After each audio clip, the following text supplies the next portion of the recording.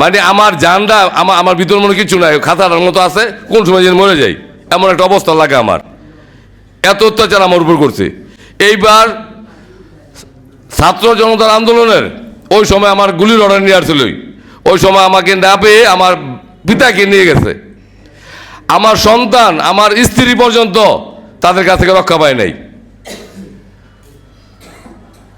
এই তরুণ দল কোনো যদি সাগরে পড়ে তাহলে একটা খড়গুড়া তো আছে, কিন্তু আমার আবু বকর ভাই এই আমার তরুণ দলের আজ থেকে 18-20 বছর আগে আমার নারায়ণগঞ্জ জেলা তরুণ দলের সভাপতি বানায়।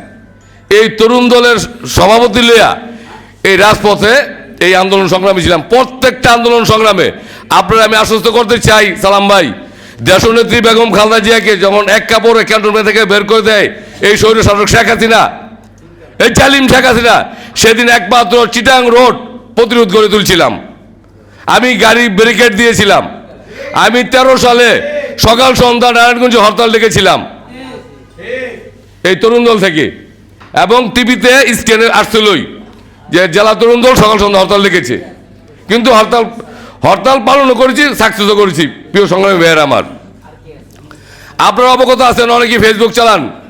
আমার বাংলাদেশের কেন্দ্রীয় বাংলাদেশের তরুণ দলের সমস্ত জেলা মহানগর নেতৃবৃন্দের কাছে আপনারা হয়তো বা গত এবারে 7 তারিখে নারায়ণগঞ্জ জেলাতে তরুণ দলের গণসমাবেশ হয়েছিল, আপনারা অনেকে দেখেছেন।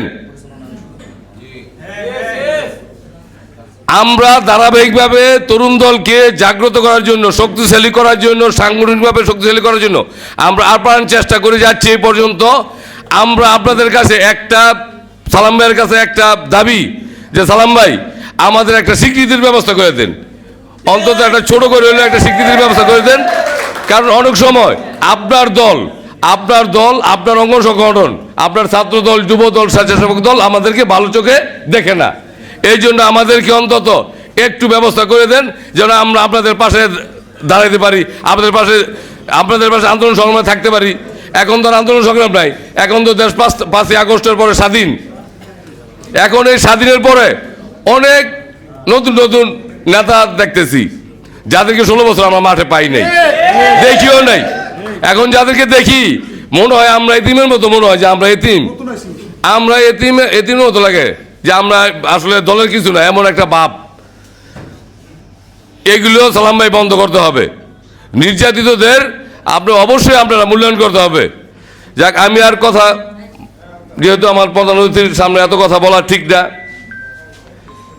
তবে আমার নামে যে মামলা মোকদ্দমা হয়েছে আল্লাহ বাঁচাইছে, আপনাদের দোয়া ছিল এবং আন্দোলন সংগ্রাম থেকে সরে আসি নাই। আমি এই গত 7 জানুয়ারির আগে, নির্বাচনের আগে যে অবরোধ এবং হরতাল ডেকেছে, ওই হরতালে তো আমি গ্রেপ্তার হয়েছি, আবার বাড়িয়া আবার তো গ্রেপ্তার হয়েছি। মানে আমার উপরে এমন একটা জুলুম করছে। আমার বাড়িটা চিটাং রোড স্থানে, এটা হইলো একটা স্পর্শকাতর রাস্তা, একটা এই জায়গাটা বন্ধ হইলে 34টা ডিস্ট্রিক্ট বন্ধ। এই জন্য সমস্ত প্রশাসন ওই জায়গার মধ্যে আমার উপর একটা ছিল।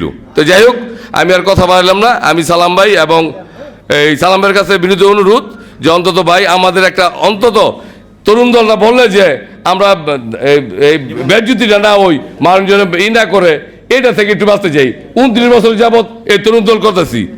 তো আপনারা কত বছর করলে এই দলের আমরা দিবেন, নিবন্ধন দিবেন, অনুমতি দিবেন? 29 বছর তো আমিও বুড়ো হয়ে গেছি। এখন তো যে অবস্থা হয়েছে আমার, যে সামনে জাতীয়তাবাদী বুড়ো দল যদি করে তাহলে আমার বুড়ো দলে বেড়ে গেছি, বুড়ো হয়ে গেছি। তো এই পর্যন্ত তরুণ দলের অনুমতি আমরা পাইতেছি না।